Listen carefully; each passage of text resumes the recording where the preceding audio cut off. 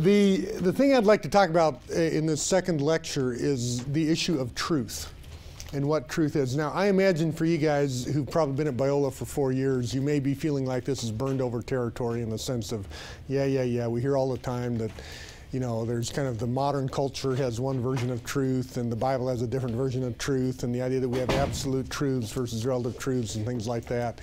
You probably hear about this a fair bit. But I would like to argue that that makes it no less important, number one. And number two, I have noticed that as I hear Christians talk about this, that I think we get some fairly central things actually wrong, not so much in what we affirm about truth, but where we understand our contemporary culture to be in that regard. So what I would like to do is to take a look at contemporary notions of truth. And what better source for a contemporary notion of truth than Oprah, right? So before we watch this, we're going to watch this clip, and I just want to do a little guessing here at what we're going to see before we see it. So what do you think Oprah's theory of truth is, so to speak? Yeah, a little louder here for me. Okay, everybody's right. There's a good one.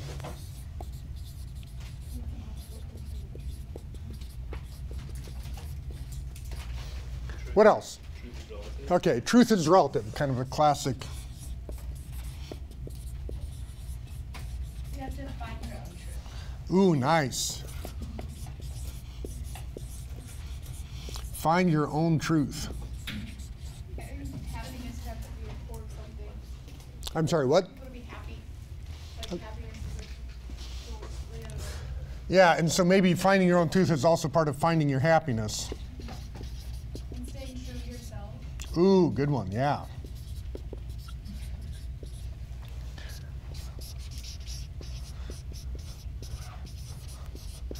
And it seems with that, oftentimes there's a little bit of truth is within. I mean, this is part of this thing of being true to yourself. There's some truth within that you need to find and identify with, or something like that.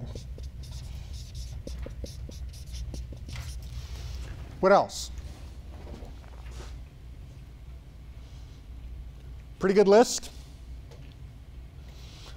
It looks pretty good to me. Now, I am not a big Oprah watcher, I confess. But my sense is that if you were to go through and read and watch and kind of, you know, those psychological studies they do where they have people recording the number of times this or that is said, if you were to go through Oprah, my bet is you would find that you guys had a pretty good batch of guesses here about the kinds of things that would commonly be said by her about truth. Now, here's one thing I want you guys to get your antennas up about, just as a life policy. What people say about truth when they know they're talking about truth is relatively uninteresting and unreflective of what they actually think about truth. Oftentimes you find them revealing far more in a different setting where they're not self-aware of the fact that truth is what's under discussion. If you want an illustration of this that I think people often give relative to morality, people love to say all morality is relative and subjective, and then somebody steals your computer. And suddenly you're railing about, these people ripping people off, that's just not right. And all those words of not right, that was wrong, you should pay, unjust, unfair. That's how morally laden every one of those terms is. And suddenly the moral relativist is pulling that out of their hip pocket and you're going, oh, where in the world did that come from? Because I thought moral terms were just taste terms, not actually matters of truth and falsity. Let me just read a little section of this because I think that got cut. I'm not sure what happened with it, but you got the flavor of it. I want to just give you a couple more of the pieces of it. So her anger was understandable. After all, her kingdom was at stake. In its 20 years on the air, Oprah Winfrey's show has operated with a simple credo: to thine own self be true. This formula made Oprah her billions. I think the show's been successful, she told Newsweek last fall, because I'm always aiming for the truth. It's also changed the way Americans live. Each time a politician lets his lip quiver or a cable anchor emotes on TV, the nod of the cult of confession that Oprah, it's a nod to the cult of confession that Oprah helped create. So when she stuck adamantly by Fry, the fabricator, she seemed to have lost touch with her public. Worse, she seemed to have lost touch with her inner Oprah. Last Thursday, she found it. This is about 4 years ago now, 5 years ago. She fried Fry. She asked him to account for a passage in Little Pieces in which the author receives a Novocaine-free root canal. He sweated, admitting that he struggled with the, quote, idea of it. Oprah interrupted, disgusted. No, the lie of it. It's not an idea, James. That's a lie. Before long, order was restored. The villain had been unmasked, and the queen of talk TV reclaimed her throne, turning even her critics into fawning supplicants. It was a master class in bravery, her close friend Diane Sawyer told Newsweek. She reminded everyone of the power of telling the truth. Another of Fry's lie was a claim he spent 87 days in jail. His girlfriend couldn't wait and ended up committing suicide. In reality, he spent a few hours in jail. Interesting, and I'll just read this next line. Oprah had stood by him. She shocked the nation when she ardently defended him on Larry King Live, saying that the underlying message of his story still resonated with her. And then one other quote worth noting, this is the publisher of the book. Talise is her name, I believe it's a her. They were spirited off the green room. During the taping, they sat together in the central couch between Oprah and a lineup of critics looking like co-conspirators in the dock.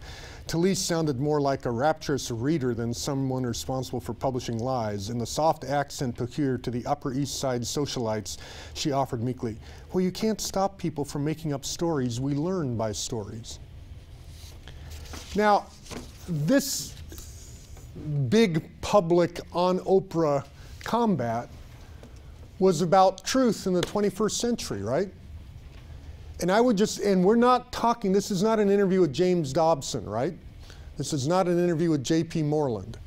We are taking a look into the mind of Oprah regarding truth. And I just want to ask, what do we find her actual theory of truth is? There is an objective truth. What? There is an objective truth. Ah, so suddenly we'll just call this the real Oprah. Maybe I should call this the unguarded.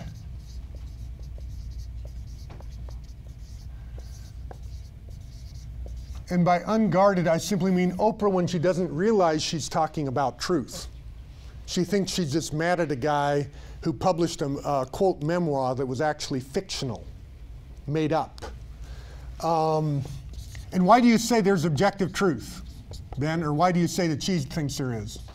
Well, it's kind of like not stated that she thinks this, but if she is accusing him of lying, she's insinuating that that's wrong, and if it's wrong, then there has to be objective truth. Okay. That, like, objectively, he was wrong, And does he think this is true for him? Yeah. Didn't he just almost say that in as many words on that little clip? So yeah, suddenly we found objective truth because he thinks it's true for him, and Oprah's saying, bullpucky. It's not true for anybody because it's not true. That is a claim that has to be made by appeal to some notion of objective truth, right? What else? Any other observations about Oprah's functional truth theory? Yeah, Stephanie. She said that she says that the reason her show's been successful is she aims for the truth. That she insists like if everyone's right, it's relative, and you have your own truth, then what truth are you aiming for? So you might say truth is desirable. It's a thing that you'd want to aim for. It's a good thing to get, and maybe I should add that.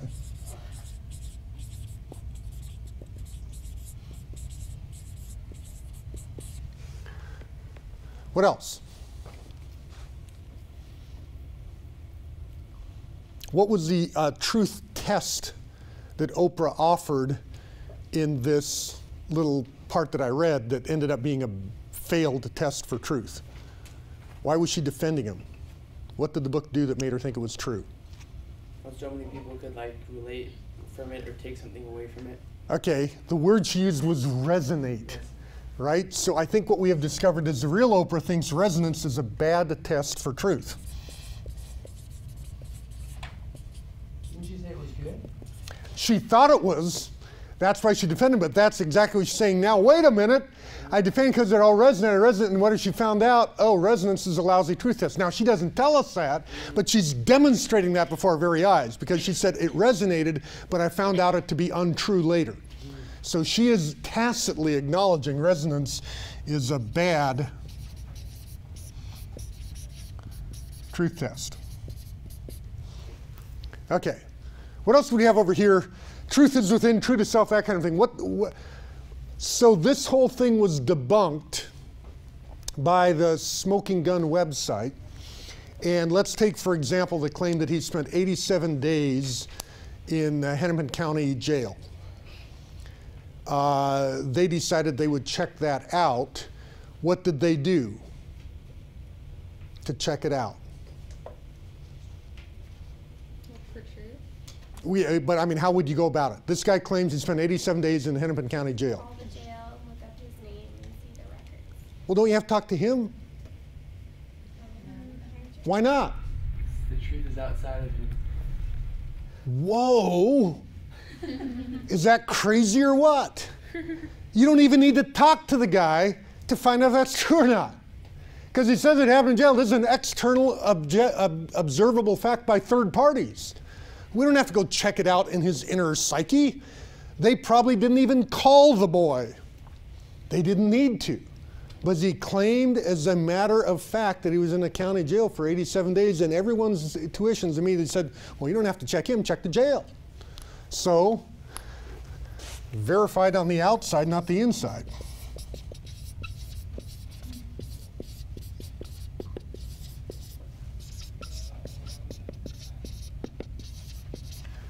Anything else?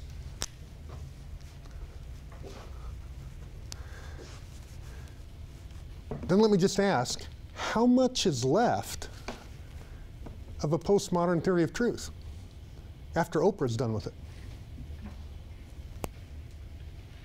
Practically nothing, right? Every central tenet that we put up on that board over there, we have now dismantled by appealing to no higher authority than Oprah. Scary thought. So here's my little anxious moment when I look at all this stuff, is we start talking like all the postmodern people we talk to think that truth is relative and all of those kinds of things. And I would just like to ask the question, really? Do you think people still think that? And here's my guess, that they are just like Oprah. If you ask them about truth, they'll say those 5 things. If you watch their conduct, you will discover they believe these 5 things. Why? Because I would like to argue what is being appealed to here, and this is what is commonly said. The things I just listed here are, quote, the modern theory of truth, and the things we have over here are the postmodern theory of truth. And you guys have given me kind of a pop version of postmodern theory of truth. A more sophisticated one would not say everybody's right and truth is relative to an individual, and say truth is relative to communities of discourse. And you have basically incommensurable communities of discourse. So people talk about things in a certain way with a certain language, a certain perspective. And within that community, you can have better and worse statements of what is the case. And so you can have, in effect, truth claims. You just can't adjudicate between communities of discourse. So if you want a sophisticated version of postmodernism, we're going to have to tweak this one in probably 3 or 4 different ways. But the pop version of it, bottom line is most people you talk to didn't know what I just said, right? They wouldn't have been able to say anything that I just said about communities of discourse and separate postmodernism from just classic individualistic relativism. We don't think that sophisticated about these kinds of things in ordinary discourse. And what I'm saying is when we talk about the modern person and or contemporary person who is postmodern, we think they think this way. The bottom line is you can't think if you try to think this way. And we are not offering, what I'm about to give you is I do kind of a systematic, there's a little bit of philosophy. You're getting a little slice of epistemology today. Whether you like it or not, it's good for you. Eat your spinach and your epistemology. It's good for you. But what I would like to argue is I am not offering the modern theory of truth. I'm going to offer the common sense theory of truth. The theory of truth that even Oprah can't seem to get away from. Because that's just the way our brains work. That's what I would like to talk about. And I want to do that, I guess, and I want to frame it this way because I hate having to defend this against the accusation of being somehow distinctively modern, or that we're picking up modern philosophy and importing it into the church or into some other place, because I'm saying that's not modern. It's just a way that human beings can't help but think. Okay, so armed with our insights from Oprah, let's talk a little bit about this. And let me just begin by offering a whole set of definitions of truth that have been given. And like I say, I am a little bit upset about the idea that the kind of this correspondence with reality picture of truth that we just, we're going to check truth is verified on the outside, not the inside. In other words, you take this statement and you check it against external reality, and therefore it's called a correspondence theory of truth. And I'd like to make an argument that that notion is in no way distinctively modern. So, Aristotle's definition of truth is an example. Aristotle, 300s BC. So this is 2,300 years ago plus. Would you call him modern? I'm thinking maybe not. Plus or minus 2,000 years, but no, he's not modern. What does he say about truth? To say of what is that it is not, or of what is not that it is false. While to say of that which is that it is, and of that which is not that it is not, is true. Basically saying things either are or aren't. If you accurately identify that in your propositional statement about it, you're telling the truth. If you inaccurately identify it, you're telling a falsehood. External reality is what is being appeared to here, and the question is, does your statement correspond? Descartes. There's a classic example of a modern philosopher. Actually, wait a minute. I think I shrunk this down, and I think I want to go ahead and say this. Plato virtually had a verbatim rendering of the formulation that we viewed from Aristotle. So Plato preceded Aristotle, but in effect you might say Aristotle borrowed his definition of truth from Plato, lock, stock, and barrel. Aquinas basically said truth is the equation of the thing and the intellect, which he restates as a judgment is said to be true when it conforms to the external reality. Aquinas, 1200 AD. Is that modern? No. Now we get to Descartes. I've never had any doubt about truth because it seems a notion so transcendently clear that nobody can be ignorant of it. The word truth, in a strict sense, denotes conformity of thought with its object. The idea in your mind conforms to the external object. That's what Descartes is saying. Kant. The nominal definition of truth is that it is the agreement of a cognition with its object, an idea with its object, basically borrowed directly from Descartes there. It's assumed, and this is assumed as granted. In other words, Kant says, I'll be happy to take that definition on for myself. That's fine. We'll use that definition. William James, he is actually a great example of a person who's a relatively modern philosopher around 1900, but he would be the quintessential non-modern, the prototype of postmodernism in terms of his theory of truth. It's often called a pragmatic theory of truth. At least that's what's attributed to him, but what does he say? Truth, as any dictionary will tell you, is a property of certain of our ideas. It means their agreement, as falsity means their disagreement with reality. And in case you're really hurting for definitions, try the Oxford English Dictionary. Truth is a noun. It means conformity with fact, agreement with reality. So now we have covered 2,300 years of reflection on truth. How much variation have we found in this discussion? Basically, none. And how much variation do we have to Oprah? Basically, none. And so by the time we get these up here, here's Kant and William James, I would like to argue that truth is a match between our statements and the world. Therefore, truth is a property in that sense of a proposition. Now, notice truth, as we've been demonstrating every time we turn around today, is a word that is able to have more than one usage, like almost every usage, every word that we have. So I'm going to give you kind of a technical or a narrow definition of truth. And there's going to be a lot of other things that may be stretched out from that. So you might say, for example, a board is true, meaning straight. If you do carpentry, you'll look for lumber that is true, and it means it isn't warped. And you can see the metaphorical connection to a thing like this, but the point is it isn't, technically speaking, correspondence to reality you're looking for, but rather correspondence to intention. It should be a straight board, and this matches up with that intended thing. So there's a lot of variety in how a word is used, and we're going to begin here by giving a look at the kind of technical definition, then we'll move on to a broader context. So truth is a property of propositions. And in that sense, notice that truth is associated with language use. It is a way that we formulate our ideas, which is in language, and we match them up to external reality. So there's a linguistic component of this. Furthermore, truth is not associated with just any speech act, but declarative sentences. That's an interesting thing to think about when you look at the notion of truth. There are sentences which are neither true or false. And here's a good thing to remember. I will hear people sometimes say, every word of Scripture is true. Now, that sounds like a nice thing to say, but I just want you to stop and think about that for a second. Let me try a word of Scripture. Mountain. True or false? True. Why? Do you see a mountain? Is there a mountain around?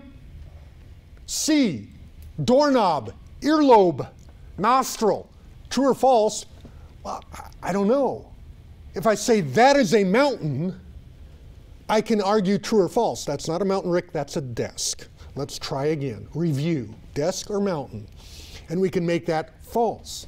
But the mere word is not the kind of a thing that can bear the property of truth or falsehood. Here's another interesting thing.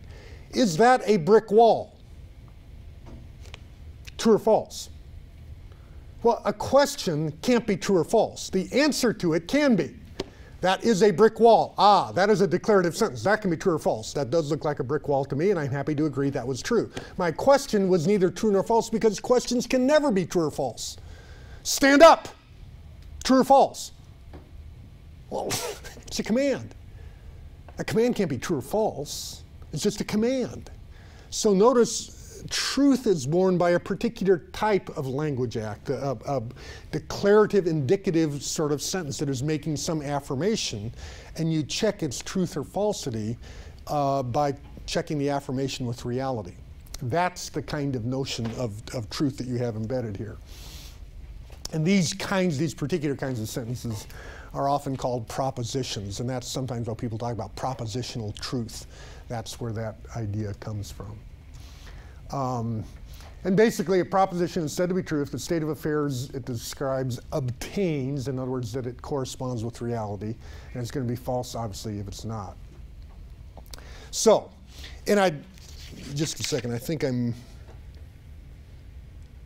oh, okay. So hopefully, if my notes match up with my PowerPoint, we'll get back to this one other point in just a second. So, a proposition is said to be true if the state of affairs it describes obtains. What makes a proposition true or false is its relationship to external reality. So here's my propositional statement. It's raining outside. Is that true or false? Yeah, today's a tricky day to answer that, isn't it? You don't know, right? Now, how long would we have to talk in this room to answer that question? Yeah, as long as we're locked in the room, we're never going to answer, right? Now, if we let you go out and check, we'll know. But how will we have to do that? By looking outside to verify, because this is a statement about outside, not inside. If we're asking, is it raining in the room, we could verify it in the room, because that's what it's referring to. But if it's referring to something outside, you're going to have to go outside to look. So here's your proposition, and here's the state of affairs, reality. And if you look outside and you see rain falling out of the sky, you go, ah, that matches up. It is raining outside, and you look outside and there's rain, and you say, okay, there is correspondence, and truth means it fits. This fits with that. If you went outside and the sun was shining, then it would be false. And in both cases, the proposition is identical. What has changed is the condition of correspondence between the proposition and outside reality, because the outside reality changed. It isn't raining anymore, so therefore that statement becomes false.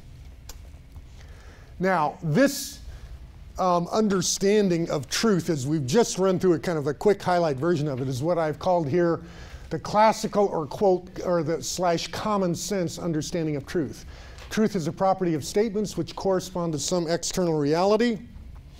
It's verified by appeal to external realities. Notice we talked about this. You don't go to James Fry to find out if he spent 87 days in Hennepin County Jail. You go to Hennepin County Jail. They have records. We're going to verify it externally. We'll appeal to external reality.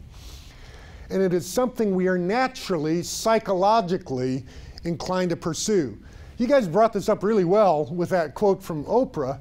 Truth is desirable. It's a good thing to get, right? And that's all this is saying. We're just inclined to do this. I remember teaching a class at UC Riverside. This is, gosh, a long time ago now, probably almost 20 years ago. And I can't even remember what class I was teaching, but it was the first day of class. We're talking about the syllabus, and then I'm giving kind of an introduction to things we'll talk about. And I made some comment about truth. And somebody in the class raised their hand and says, well, you know, what do you mean by truth? There's really no such thing as truth. And then I said, so what do you want me to teach you? Lies? And there's this weird pause. And I'm like, hey, help him out. He doesn't know what to say. Help him out. What do you want me to teach you truth? Do you want me to teach you lies? Is there a third category that you'd like me to help me out here? Because this is important. This is the first day. Let's get it straight. What are you here for? Man, did things get uncomfortable. Because no one would say, hey, I really would appreciate if you'd teach us some lies. Or some neutrals. I like neutrals. You realize it's just a dead start on anything but truth. That's all we want to learn in that sense, is give me the truth when I study. Don't give me lies. Don't give me neutrals. Give me truth. We are constitutionally wired to pursue the truth. We want to know what's there. And it is something inherently public, objective, and intersubjective. Disagreements about matters of truth, and I am pointing out here, not everything is therefore going to be a matter of truth. But disagreements about things that are matters of truth result in disputes rather than merely claims of difference. In other words, if I say I like chocolate ice cream and you say I like vanilla, that is a difference. But there's really no dispute to be had, right? I mean, am I supposed to argue in favor of vanilla or against vanilla? You know, the point is she likes vanilla, I like chocolate. There you go. The end of story. It's merely different. And we will often say what? That's not right or wrong. That's just different, right? And what we're saying is that's not a matter of truth, but rather a matter of taste. That's all that is being said when you make a statement of that's not right or wrong, that's just different. You're saying, aha, that's over here in the category of a taste issue. There is no fact of the matter. And when you have a conversation about taste, you just end up with differences. A dispute, you're saying, no, no, no, that isn't the way it is, right? And you have an argument hoping to one day agree because you know there's agreement out there to be had because you're talking about some fact of the matter in the externally world, which is public, objective, and intersubjective. You can see it mutually, you look at it, you verify it. That's exactly the thing we saw going on with Oprah regarding that show. Yeah? What's intersubjective? Two people can look at it at once, roughly speaking. So it's a little bit like being objective, but it's a little bit of a more modest claim, actually. In other words, objective has a sense of we really get the fact of the matter, we know what's really there. And here the intersubjective is just making a more modest claim that both of us can look at it at the same time and we're looking at the same thing. We might both be deceived, we might both have a problem perceiving it, but at least we both can triangulate and say, yes, we're talking about that desk, this chair, that claim. That's the idea. And a contrast might be, and this is the thing that there may actually be a fact of the matter is, but if I say, I'm feeling sick, you can't observe that. I can. So it is not a matter of intersubjectivity, intersubjective access. But it might still be objective, and there could be a fact of the matter. The only court of appeal you'll have is to talk to me, but you realize Rick could be lying. But when you say I was lying, you're not disputing the fact that there was a fact of the matter. You're just saying your report on it was inaccurate. Because you said you felt sick, and the next thing you know, I saw you out playing basketball. I don't think you're actually sick. So those are the kinds of things that we do with these things, and those are the places that you play the truth game. And things like this, like my self-report of my feelings, become a kind of this ambiguous twilight zone about whether I want to call that a truth statement or not, because there is a matter of fact about it, but your ability to access it publicly is incredibly constricted. So at some point you often just end up shrugging your shoulders about those matters, and you don't engage in the dispute because you have no ammo from the other side. You know what? This is a you choose one of those things. I mean, that's kind of the challenge of it. I'd love to give you the simple answer, but I don't know that there really is, because I think intellectually we're pretty committed to the notion of a fact of the matter. In terms of practice, it may as well be a matter of taste, because I can go nowhere but your verbal appeal. And notice what I said when I was talking about that. Oh, wait a minute, you went out and played basketball afterwards? Notice what I'm using is publicly accessible facts that call into question your subjective claim about your own experience. But that requires an inference chain to get back to, and the self-reporting I just can't check. So those are the challenges, and to the extent we can make it intersubjective based on data, we will turn it into a truth claim issue. To the extent that it strictly is a thing that's going on in a person's head, we have to shrug our shoulders and take it for face value how they report. So tricky, but unfortunately that's what we got. Let me see if I have. So before I do this, let me just point out a kind of an important move in the history of philosophy and the history of human thought. John Stuart Mill on Liberty, interesting book for a lot of reasons, but he has an interesting note in there about the virtues of a posture towards public discourse that says we have to allow truth, we have to allow people to say what they think, in effect. And everybody has a right to their opinion and they should be able to voice their opinion and all that. So people say, well, what if it's a lie? Mill's response to that is really interesting. He doesn't say, hey, you know what, what's true for you is true may not be true for them, and so everybody has an equal claim to stating the truth. Not at all. He says the fastest way to find out if it's a lie is to make it public, because then everybody can check it. And that way you will accumulate ever more truth, because you allow people to bring things out, you test these things, and you will accumulate your truth quicker by allowing both lies and truth to be published. Let's don't censor, let's let people get that stuff out, because that's ultimately the way we find the truth. Notice that is not a claim for relativism at all. It's actually a pragmatic claim about the fastest way to get to truth is by allowing everyone to speak into the issue, so to speak. So that is an important back element of this notion, that it in no way requires us to shut down contrary opinions. Quite the contrary. For many people that say we need as many contrary opinions as we can get, because that's the fastest way to sort it out, if it's really true or if it's really not. It's similar to truth, and then it is also a relational property associated with propositions. Remember, that was the thing with truth statements were propositional statements that are related to something, in this case related to external reality. In the case of belief, it is also a propositional statement, but the relevant relation is different. It is not fundamentally an ontological claim about the world out there. Ontological is a fancy philosophical word for being, things that actually exist, for existence. It's not an ontological claim about what exists in the world, what is, but rather a psychological claim about the speaker. It's reporting a belief state that the speaker happens to have. I think the Broncos are the best team in the world. That might be my belief, but that's not incompatible with you saying I think the Redskins are the best team in the world, right? And I could also say I believe the Broncos are undefeated. I'd be completely wrong in that regard. But I could potentially believe that because of flaming optimism, flaming ignorance, or some other thing that led me to this strange psychological belief. So if we were to do the same chart we did before, we have our same proposition. It's raining outside.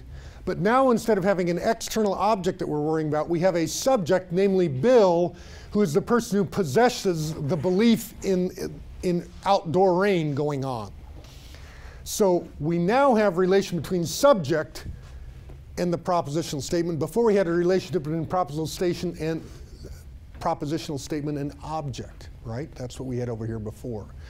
And so belief is a correspondence between this subject and some internal state, a relationship between subject and proposition, and a relationship in this case of believing or affirming that propositional statement. It is a subjective, psychological, or perhaps cognitive condition. It is not any claim at all about the world.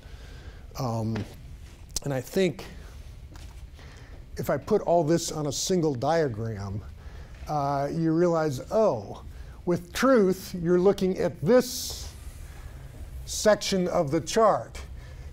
Proposition is the same in all cases, but you're comparing it to an external state of affairs.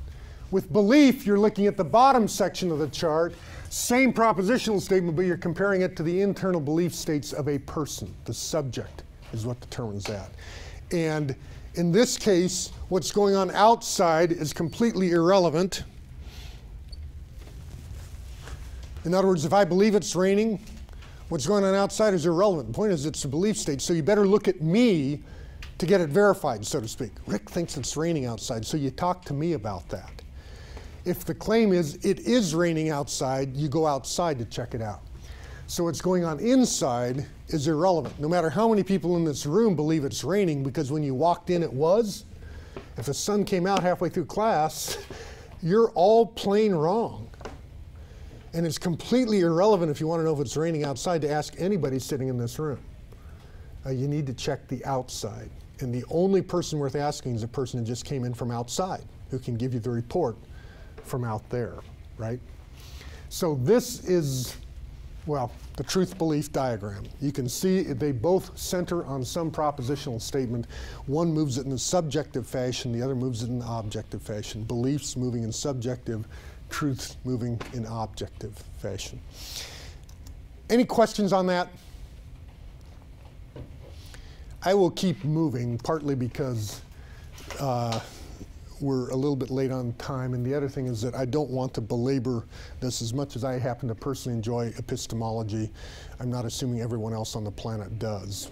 So let me move on through this. Belief statements are verified by asking the person, not by investigating the world. True statements are going to be the opposite. We assume people will have different beliefs. That's the thing we pretty much take for granted. So that original set of two statements I gave you where one person believed this and I said, but I don't, we shrug our shoulders and say, sure, that's no problem. That happens all the time. But if we say the sun rises in the east, well, that's true for you, not true for me. Well, wait a minute. The sun either rises in the east or doesn't. It can't be true for you and not true for me. That just doesn't work conceptually. We assume people have a mixture of beliefs which are true and beliefs which are false, but all of which are indeed beliefs. So the truth or falsity of a belief in no way changes whether or not it's a belief, right? It can be true, it can be false, it's still a belief. And we realize as we look ourselves in the mirror, we generally speaking in our own mind have a mixture of belief states, true ones and false ones. Furthermore, we assume that there's something worthwhile, meaningful, virtuous about increasing your number of true beliefs and decreasing your number of false beliefs, right? This desirability of truth over here is basically this statement. There's something good about saying, I want to take my mix of beliefs, maybe I'm 50-50 right now, Half the things I believe are true and half the things I believe are false. I'm going to turn into 75% of what I believe is true and 25% of what I believe is false. And that sounds like a good idea, right? That's progress. That's virtuous. That's worthwhile. That's meaningful to increase the percentage of true beliefs a person has in their mind. So we've talked about truth. We've talked about belief. Now let's talk about knowledge. And you can see as we've worked our way down here, we're kind of moving in a particular direction. Attaching our beliefs to reality. That is what knowledge is all about. Now we have a notion that's attached to the world and independent of persons, and we have a notion that is attached to persons and independent of the world, right? So here's our notion that's attached to the world, independent of persons, truth. Here's the notion attached to persons, but independent of the world, beliefs. Now I want to do something that attaches my persons to my world, and that's exactly what knowledge is going to do. The task of knowledge is attaching persons to the world. So the goal is going to be true beliefs. We want our beliefs to be true, to fit reality. We especially want the most important of our beliefs to be true, right? You want to make sure, it's one thing to be wrong about a little thing, quite another thing to be wrong about a big thing. So you want our important ones to be true. How in the world do we get to true beliefs? Well, the way we get to true beliefs is not simply by saying, gee, I'm going to weigh them in a balance. There's no way to access those with your fingertips. So what are our means for saying, I bet this one really is true? The means we use is what is called justification. I give some argument, in fact, I give some way to justify that belief. So it might be sense perception. I saw it rain. It might be an eyewitness report. I was just outside and I saw it raining. And then you witness the fact as they walk in that water is dripping off their hair. And you're thinking, I bet it is raining. And those are the two pieces of information that you give as justification for your belief. Eyewitness account, I saw the water dropping. Eyewitness says, I saw it raining outside, and then your own sense perception when you saw the water dropping. Those are things that would justify the belief in rain coming down outside. The common sense method for determining the truth of our beliefs is called rational justification. We call a justified belief rational or reasonable. That was a reasonable thing to believe. That's how we use the word. Now, we're moving towards an interesting conclusion here. Oops, I guess we'll have to go back one. If I were to just use the two categories I've whipped up here regarding our beliefs, we can have true beliefs and false beliefs, right? That's just what you can have. And then I ask another question. You can have justified beliefs and you can have unjustified beliefs. And here's my question. Are these two things the same? In other words, are all true beliefs justified beliefs? And all false beliefs unjustified beliefs? Or is it possible to have a true belief without having any justification for it? And is it possible to be justified in believing something that's actually, as a matter of fact, wrong, but you had good reasons for thinking that? What are your intuitions on this? Do these match up? Or are they kind of separate issues? I think they're separate issues. You can have true beliefs without having justifiable reasons for having it. Okay. And any examples of that? Yeah, some people believe that Jesus rose from the dead, and they don't really have any justified reasons for believing that. It just was taught to them as a child. Ah, okay. And you suddenly realize it might be perfectly true. But what reasons can they get? Oh, not much. They have an unexamined belief, might be the word we'd use for it, which is really a code word for an unjustified belief. Doesn't make it false. It just means they have not ever sought out justification for that Or like thing. that your car is going to, like that how you know that your car works, but you don't understand how it works. So you know if you turn the key, it's going to start, but you don't really understand why. Yeah. And here's, you might have a perfectly justified belief in thinking your car is outside where you parked it, right? Because that's where you left it. Cars don't get up and leave on their own, do they? Well, if somebody steals it, they do. And so you might, while we were in this class, have had your car stolen. You have a justified belief that it's outside in the parking spot you left it in, but as a matter of fact, it was ripped off. And your justified belief is, as a matter of fact, wrong, though you have very good justification for it. Does that make sense? So you realize these really are 4 different quadrants that can all happen. If we were to look into your brain and categorize the beliefs in there, you'd have a category of justified true beliefs. You have good reason to believe it. It's a true thing that you believe, and so that is a justified true belief. You'd also have unjustified beliefs that did happen to be true. You were lucky. And here, back to the car illustration, I think, I'm sure my car's right out there in that parking lot. You completely forgot that you loaned it to your roommate who's been driving it around for the last 3 days. You just ozoned and forgot that he has the car. Funny thing is, he drove up there and left the car to go to the bookstore. And as a matter of fact, your car actually is there, but your reason for thinking that is completely wrong. Completely unjustified in that thought. Turns out it's actually true. You can have an unjustified false belief. That's a stupid thing. Flying saucers? Are you kidding me? What's your justification? Well, I went to this guy once and he had green ice cream and a green hat on. And I figured, it's got to be Green Man. What? Completely unjustified. By the way, I don't think there are green men or flying saucers. I don't know what you're talking about. Well, I believe it. Now, that might be actually an accurate report. You do believe that, but I'm telling you what, Bubba, unjustified false belief. And you can also have a justified false belief that we just talked about where you think it's there, but somebody stole it. So you realize, yeah, all 4 of these are possible categories. What category do you want to maximize? Justified true belief, right? Did you have to take a philosophy class to come up with that? It's pretty intuitive, right? Once you slice and dice it this way, you just think and say, well, that's what I want. You know what the philosophical definition of knowledge is? Justified true belief. It's the connection between persons and reality that we're seeking here.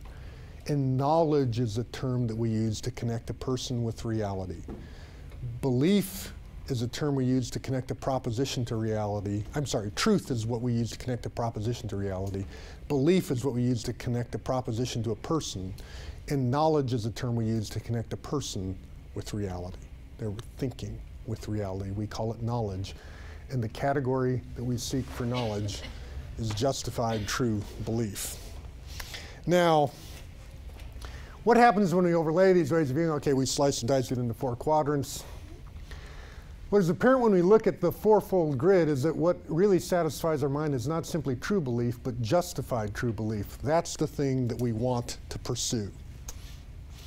So what is our goal when it comes to believing? Consider God's beliefs. God knows all of reality the way it truly is. His knowledge covers all of reality, and all of his knowledge is justified. So if you were to look into the mind of God, what would his grid look like? Looks like that. Everything he has in his head is a justified true belief. He has ample warrant for believing that, and it's true. That's God. Now, unfortunately, we human beings may not have that. And let me point out that God's knowledge has 2 interesting properties. The mind of God has 2 interesting properties that are both desirable to us. Number 1, God's omniscient. He knows everything. And number 2, God is infallible. He knows all of the truth. And he knows that he knows the truth. Those things are both good. He never makes a mistake, and he knows everything. Which one of those is better or more important? Never making a mistake or knowing everything? What do you think? Is it more important to never make a mistake? Or is it more important to know everything? I feel like if you knew everything, you wouldn't make a mistake. Oh, that's shifty. She's trying to get 2 for the price of 1. Send her to do your negotiations. I like that. But I'm not going to let you do that. I want one or the other. Never make a mistake. Never make a mistake. What if you only got to know one thing? Your name's James. Now shut up and be quiet, because you don't get anything else. But you get that one for free, and that's right. Is that going to make you happy? No. I want to know more. What if you know everything, but you never know if what you know, thrown in with your everything, is 10 million false beliefs? But at least you believe every true fact, and just so you have all these other ones.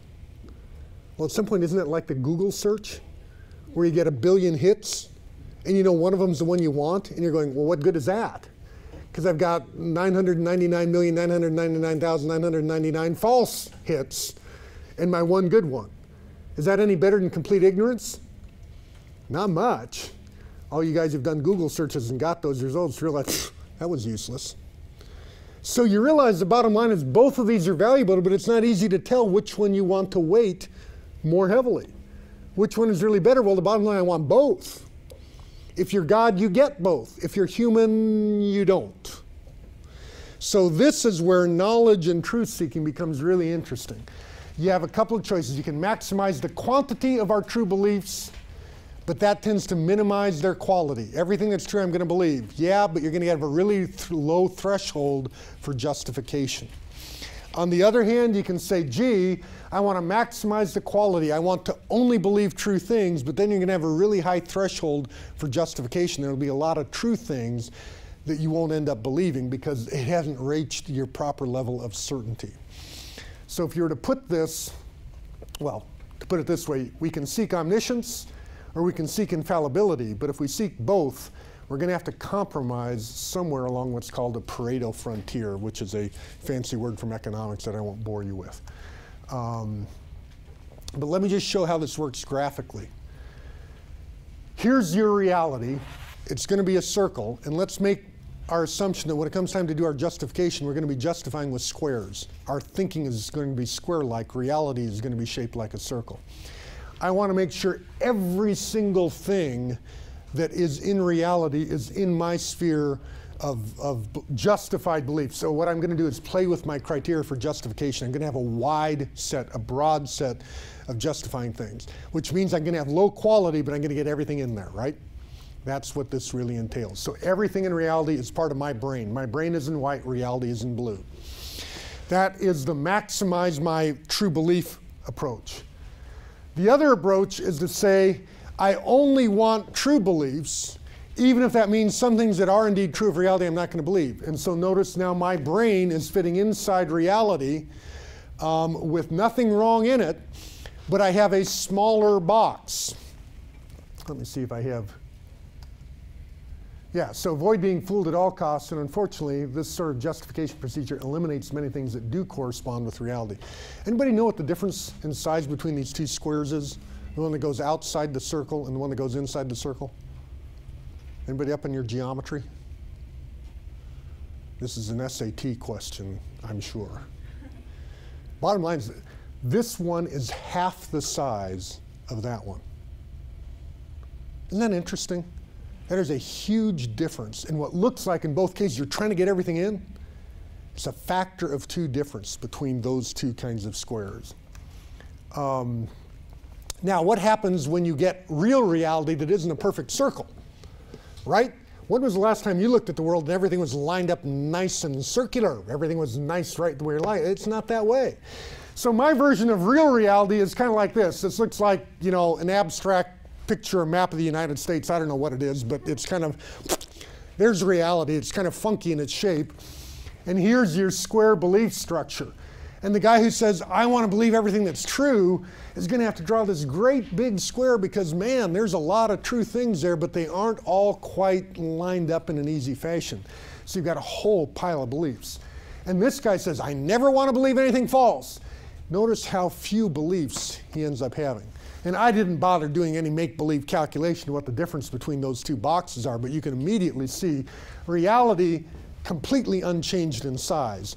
Quantity of beliefs different by perhaps a factor of 10, just because of the complexities of actually getting reality right. Which is more like our world? Well, I would argue, yeah, this is a lot more like our world. It's hard to get reality right. There's all kinds of things that adjust and confuse our perceptions.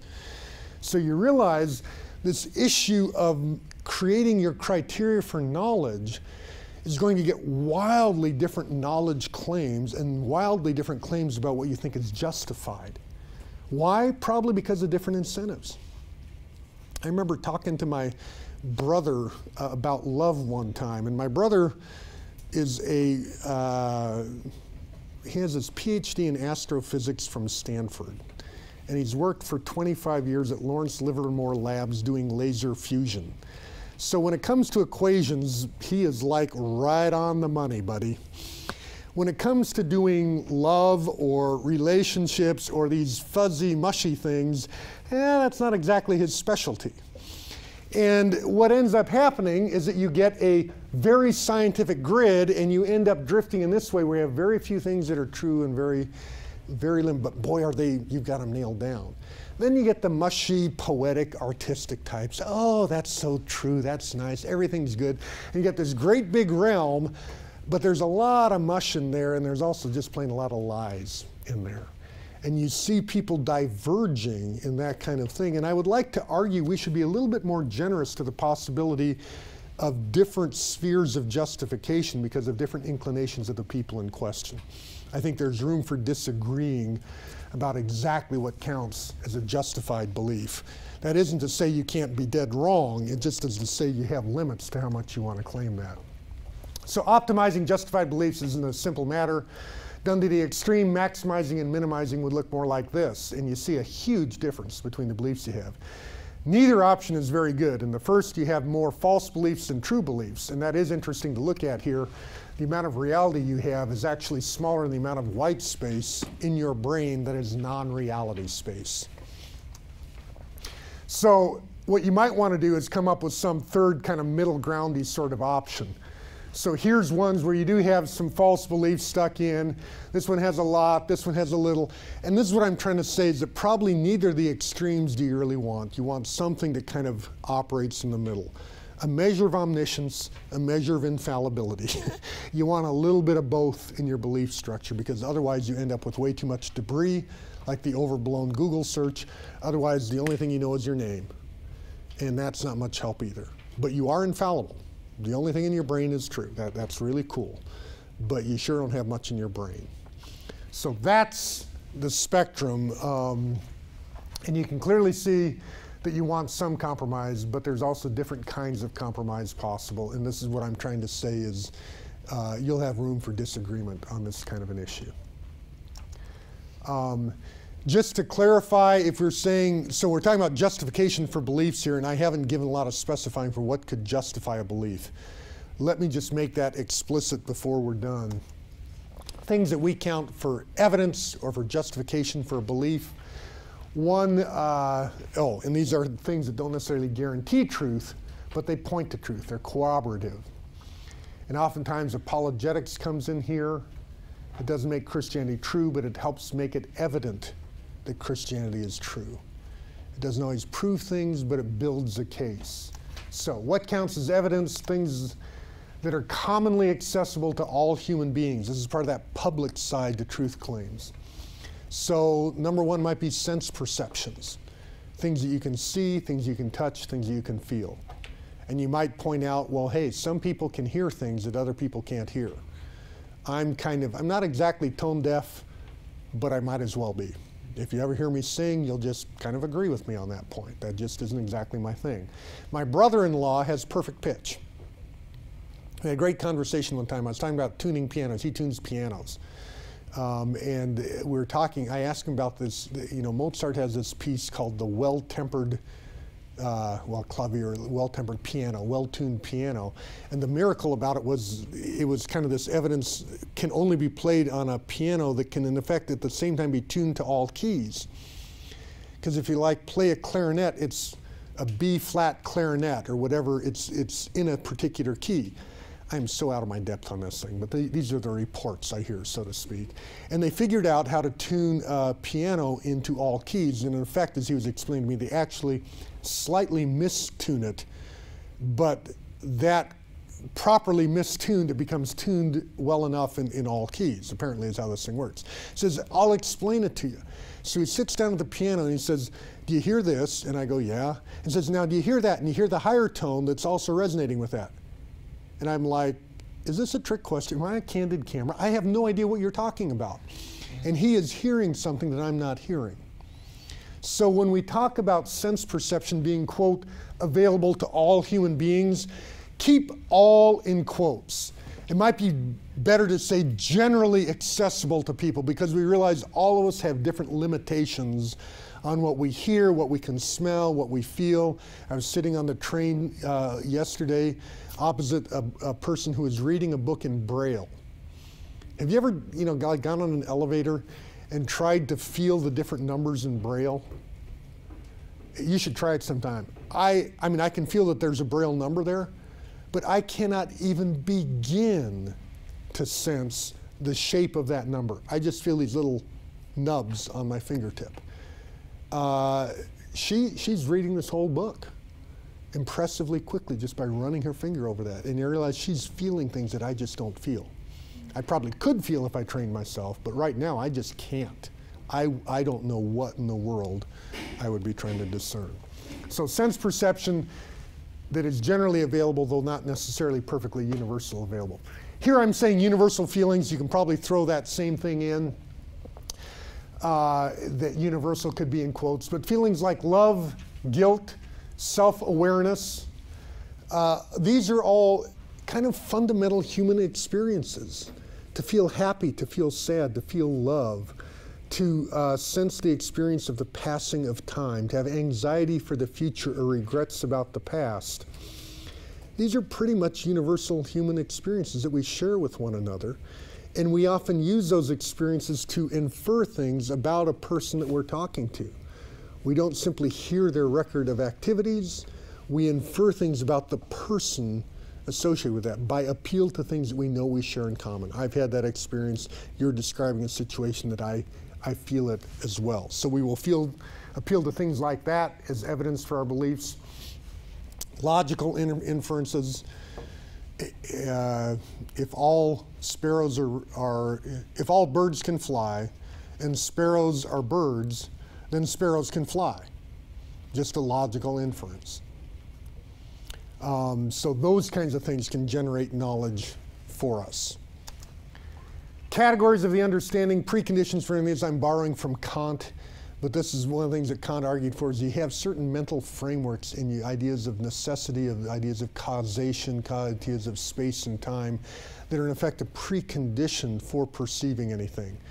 I'm not sure how much I want to buy off on this, but the point I was making earlier about why it is that you see a classroom and you could have the equivalent sensory input running down a fiber optic cable and no classroom would ever be seen, because a cable doesn't have any of these categories of understanding that wrap these perceptions together into a single consciousness. What was Kant's term for that? The transcendental unity of apperception, I believe. The TUA was his nasty little phrase for describing this, but the thing that brings those sensory perceptions into a single consciousness. So these are things that we share in common and may appeal to. Innate or inborn knowledge. People will talk about that and debate whether any of those things exist. The thing that you can't debate is whether or not you can acquire some knowledge without being taught it per se. It's a natural thing for a person to develop. Here's a great example of this, the idea of the continuity of objects. So a 3-month-old baby, if you're playing ball, rolling the ball to the baby and the baby bats it back or whatever, and it's going back and forth, and the ball rolls behind the couch, to a 3-month-old baby, the ball has vanished from the cosmos. There is no more ball. By the time 6 months rolls around, the 6-month-old baby will be looking behind the couch going, where'd the ball go? And it's clear that you are not born with the idea of the continuity of physical objects, that they don't just vanish, but you acquire it really quickly.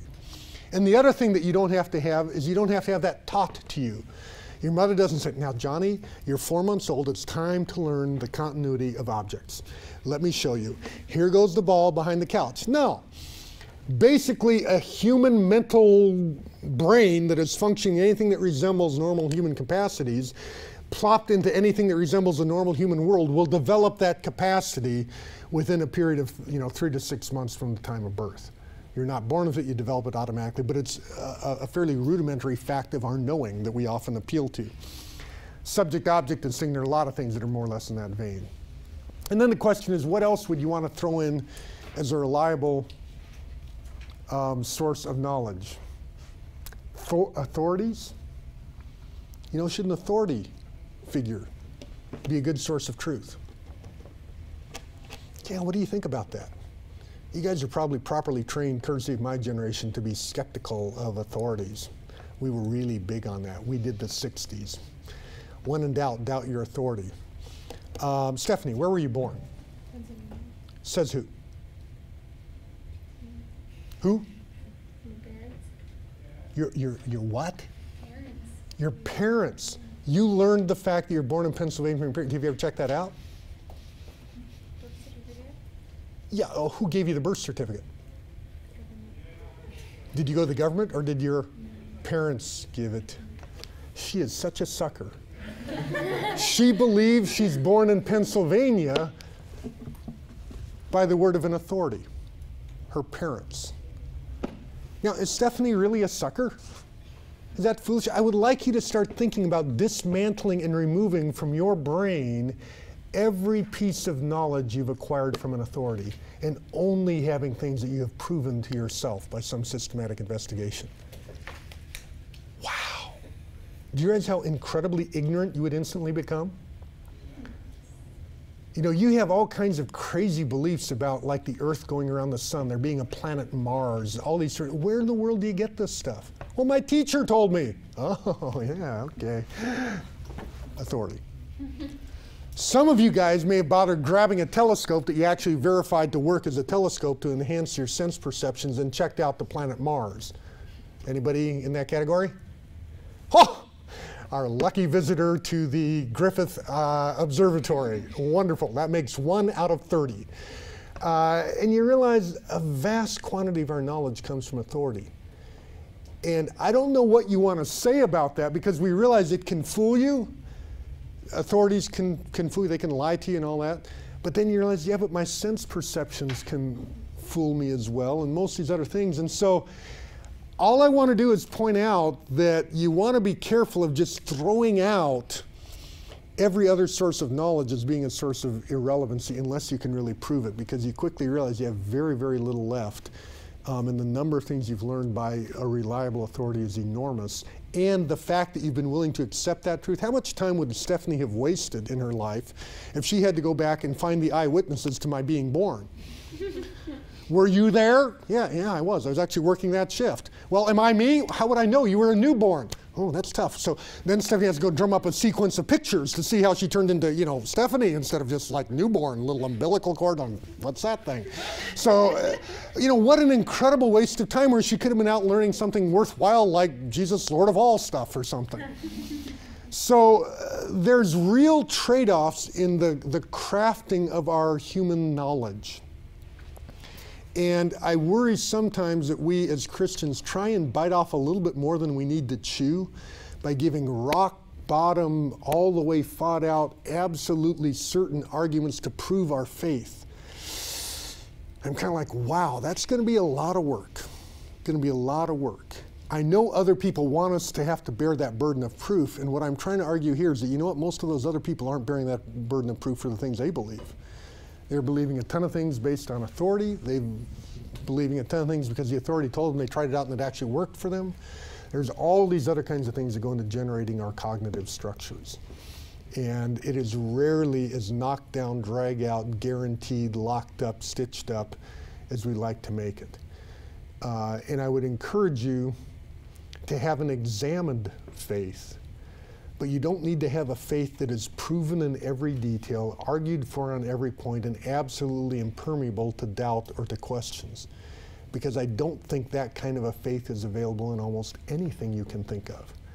Possibly geometrical proofs. But when was the last time you got really wound up about a good geometrical proof? Those aren't the things that we really care about, right? And generally speaking, the things we care most about have substantial doubt and question associated with them. You care a huge amount about love. Is there a good conclusive proof for love or non-love? Aha, we've got an MRI that has proven that you have love waves going in your brain, you know? And if that was available, would you want that? Are those the things we actually seek? So I would encourage you to think of your religious beliefs a little bit more like we think, well, like as a matter of fact, most of our belief structures are, that are a mix of a whole pile of these sorts of things that are going to be very, very difficult to reduce to only the things that are guaranteed fact and truth. Biola University offers a variety of biblically centered degree programs, ranging from business to ministry to the arts and sciences. Visit biola.edu to find out how Biola could make a difference in your life.